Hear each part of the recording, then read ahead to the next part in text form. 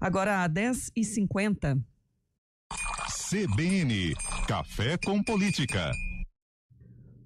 Bruno Silva aqui com a gente também para ajudar a analisar essa questão que deve ser assunto da pauta da Câmara de hoje, viu, o Bruno? Alguns vereadores já tinham se manifestado aí pelas redes sociais em apoio à defesa da regulamentação.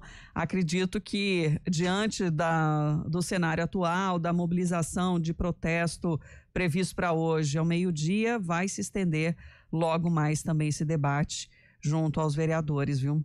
Bom dia. Sem dúvida. Bom dia, Sandra. Bom dia, Felipe. Os nossos queridos ouvintes também, né? Eu acho que tem que regulamentar, você tem que fazer esse debate, você tem que enfrentar ele, tem que entender o que são os argumentos pró, os argumentos contra, a demanda que vem do segmento profissional, entender quais são eventualmente os riscos, eventuais questões de acidente, as questões relacionadas até a aspectos de higiene, como capacete, enfim, e outros temas que têm que ser ali devidamente regulamentados, mas sem fazer a discussão, sem fazer o debate, sem ampliar, sem ouvir as categorias que estão diretamente ali sendo afetadas, vamos dizer assim, pela não regulamentação, não tem como, né? E até questionar essa dimensão das multas, né? Óbvio que certamente a INDEC deve estar agindo com base naquilo que tem em termos de legislação, e a não regulamentação transfere isso automaticamente para as demais instâncias, né? Até onde eu sei do assunto, você tem a regulamentação do Código de Trânsito, que define como isso deve funcionar de alguma forma, mas a regulamentação do tipo de serviço, como funciona e etc., isso fica a cargo principalmente dos municípios levarem isso adiante. Você tem as legislações nacionais, mas a regulamentação fica por conta do município. Por isso, toda essa pressão da categoria profissional para que possa haver um entendimento e isso se traduza na forma de uma legislação. Acho que se os vereadores forem razoáveis, o que eles vão fazer, né, em termos de dar uma resposta contundente? Podem trazer o assunto e propor, por exemplo, uma audiência para poder ouvir, legitimar o processo e depois sair, obviamente, com uma proposta e um projeto de lei, uma construção junto com o Poder Executivo para ver qual vão ser as saídas, né? Mas percebe, cai naquilo que o Felipe estava comentando ainda há pouco. Cada vez mais os grandes centros, as grandes cidades, as megacidades, como é o caso de Campinas, né? Campinas, Guarulhos, São Paulo, enfim, outras capitais brasileiras, sofrem com a dinâmica da mobilidade urbana. Mobilidade urbana é um dos temas mais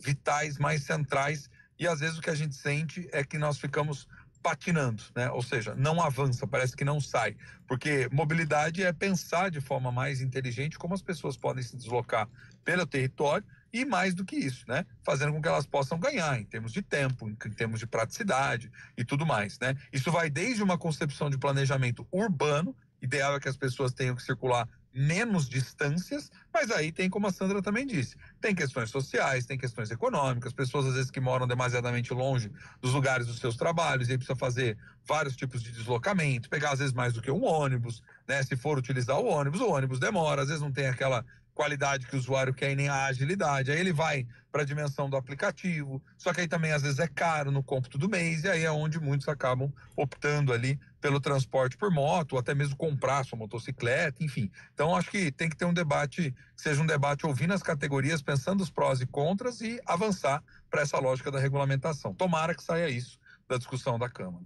Se a gente for pensar, né, analisando a evolução que teve também dos aplicativos ali com a pandemia, pós-pandemia, é um assunto que não dá para ser engavetado, né, Bruno? Já devia, na verdade, estar em pauta e essa regulamentação acontecer.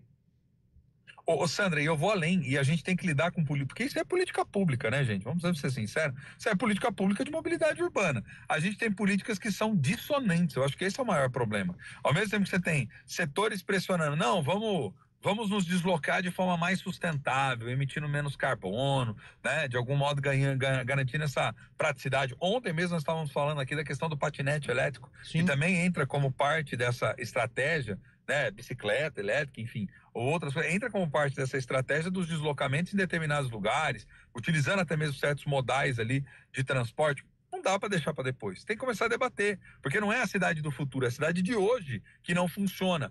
O Felipe Pereira, todos os dias de manhã eu sintonizo aqui na Rádio CBN também, porque além de comentarista eu sou assíduo ouvinte desta rádio, né? Então eu já sintonizo ali logo cedo e ouço. Trânsito parado, Félix da Cunha, não sei aonde, tal.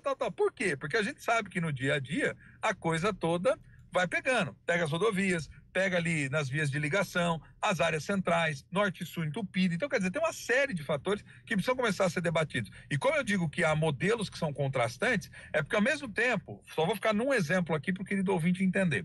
Ao mesmo tempo você tem o governo federal estimulando as pessoas a poderem comprar o carro, porque o brasileiro gosta, tem até uma questão cultural, isso é construído no imaginário social e é um lema governamental desde os anos 50 do período JK, né, gente? A verdade é essa ideia do carro, né? Isso é tradição. Só que ao mesmo tempo que você tem essa política pública que estimula o carro e que atende, obviamente, a muitos dos interesses das montadoras, dos interesses do próprio governo em fazer esse setor girar, empregos que são gerados, e é do jogo e é legítimo, você tem do outro lado as cidades entupidas que não andam, né? Então, quer dizer, você precisa entender como equacionar e como equilibrar essa política. E isso passa pelo debate no legislativo, a plano local. E aí os ouvintes vão complementando aqui com suas ideias, Bruno. O Wilson está dizendo aqui que ele acredita que para melhorar o trânsito ou melhor, o transporte coletivo aqui de Campinas, deveria retirar as catracas dos ônibus, retirar também as lombadas das rotas dos ônibus, para dar mais agilidade. Lombada eu concordo, porque olha, lombada derruba a velocidade média da frota, da linha de ônibus, que é um horror. Porém, se tira a lombada, acaba fazendo com que as pessoas que tenham carro cometam mais infrações. Então tem os dois lados dessa moeda. E metrô, Felipe, hein? aí tem a discussão dos corredores, né? Também, então, dos aí entra corredores. a discussão dos corredores, né? Entra a discussão dos corredores. Não, gente, metrô para com isso, gente. O Daniel tá Campinas não tem porte para metrô, gente. Porque a estação... Vou desenhar aqui. Vamos supor que tem um metrô de Viracopos pro centro. Vai ter uma estação em Viracopos, vai ter uma estação no Terminal Ouro Verde, vai ter uma estação, sei lá, talvez no Campos Elíseos e uma no centro, só. Aí vai todo mundo reclamar porque não para perto, porque não para não sei o quê. Gente, metrô não é assim que funciona. E ainda o metrô, ele tem os trens com 10 vagões. Imagina o intervalo disso. Porque para fazer lotar, você tem que ter gente para poder fazer lotar. Porque na verdade você desafoga num ponto e afoga no outro depois, né? O VLT também não deu certo por causa disso. Primeiro que não ligava, ao meu ver, não ligava nada a lugar nenhum.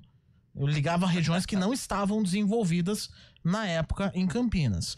E eles iam vazios. É óbvio que isso vai dar gasto. É óbvio que isso vai dar prejuízo. E eu duvido que essa ideia do governo do estado agora de fazer um VLT, saindo de Viracopos, vindo pro centro, passando pela Miguel Melhado e pela Estrada Velha de Indaiatuba, que é a proposta, e não vindo pela Santos Dumont, eu duvido que vai dar certo. Duvido que vai sair do papel.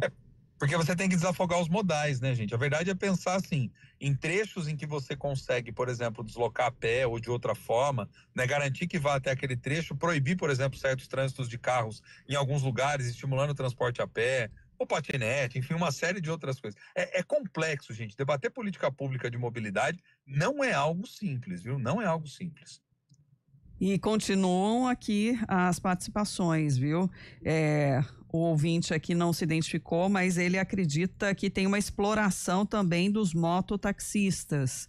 Então, tem as opiniões aqui que vão chegando, viu? Certo. Concordando aí com a posição que apoia aqui os motoqueiros. Quem compartilhou aqui é o Gilson. E aí entra naquela história também dos próprios aplicativos, né? Que os aplicativos ganham muito e quem tá ali na lida mesmo não ganha nada. Que também é uma questão. Aí até tem um debate, Felipe, né? Que muitas cidades começaram a tentar criar os seus próprios aplicativos como Araraquara. Uma alternativa. Teve um bom... Araraquara teve outras cidades também fizeram, regulamentação de tudo que é lugar... Campinas também, certamente, você perguntar para os vereadores, tem alguns que já devem ter tido essa ideia, ou já conversaram com alguém para ter essa ideia. O duro é fazer essa migração, né, Felipe, também, porque aí tem a ver com as marcas, tem a ver com as empresas, né? Eu acho que isso, por exemplo, é um tema de regulação nacional que deveria ter sido debatido de modo mais intenso pelos parlamentares que ficam perdendo tempo discutindo perdão de uns para os outros, outros aspectos, ao invés de debater aquilo que importa, né? Isso. O Valmir está desesperado ali com o nosso tempo, mas eu acho que esse debate vale a pena a gente dar uma esticada aqui, né? Depois a gente conversa com a chefia. Vamos ouvir aí a participação do nosso ouvinte que entra também nessa discussão, Fernando. Bom dia, Felipe. É o Gramari. Bom dia. Eu sou contra a retirada das lombadas, mas eu sou mais a favor a um alargamento de ruas, que Campinas tem ruas muito estreitas, o custo é muito alto. Então, olha, é um fator muito complicante. Mas quando se fala em alargamento, se fala em desapropriação. Quando se fala em desapropriação, se fala em perda de votos.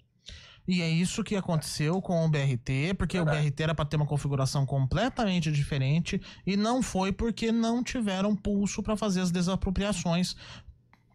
Falando por causa do custo, mas isso já estava embutido na época. E aí não aconteceu. A Rua Piracicaba hoje, por exemplo, ter 2 faixas só, uma BRT e uma carro, é a receita do desastre. Ali deveria ter 3 faixas, uma BRT e 2 carros. Ali era para ter desapropriado tudo. Mais participação da Delma Martins também mandou. Bom dia, Felipe Pereira. Meu nome é Delma. Bom dia. Sobre esse assunto da mobilidade dos aplicativos, o que eu queria dizer é o seguinte, complementar aí os terminais de interligação dos bairros, a gente fica 40 minutos esperando um ônibus. Bem lembrado. Você chega no terminal, você corre, você chega no terminal, acabou de sair sua linha alimentadora, você fica ali 40 minutos. Isso. E aí a gente não pode nem chamar um mototáxi, um moto-Uber? Não, ela aponta uma situação que é muito latente aqui na cidade de Campinas. As linhas alimentadoras do transporte coletivo, elas demoram de meia hora no mínimo a 40, 45 minutos. Walter também diz que o serviço de mototáxi ofertado aqui em Campinas sem higienização. E também a questão da obrigatoriedade do capacete, né, para o passageiro. Aí ele levanta aqui que as motos é a maior referência dos acidentes na cidade. Né? Aí tem a questão do seguro de vida, né, tanto para os mototaxistas, né, o profissional, quanto também para o passageiro. Por isso que eu falei que a regulamentação tem que ser ampla e pensar em vários aspectos, e não só do pode ou não pode fazer a atividade, né? Quero agradecer aqui todas as participações. Acabou que nosso tempo, né, assim, esticamos um pouquinho mais para valer, né? Mas é um debate que com certeza a gente vai retomar aqui na nossa programação, viu, Bruno? E até entender aí qual vai ser a postura das autoridades, dos vereadores também na Câmara, se vão ou não agilizar, né, essa regulamentação. Até porque hoje pode ter muita movimentação na Câmara, então amanhã a gente com certeza vai retomar esse tema. Até amanhã, Bruno. Valeu, gente. Até amanhã, viu? Abraço, Sandra, Felipe, queridos ouvintes. Vamos acompanhar, a gente retoma amanhã, certamente. Um abraço. Até amanhã. Até.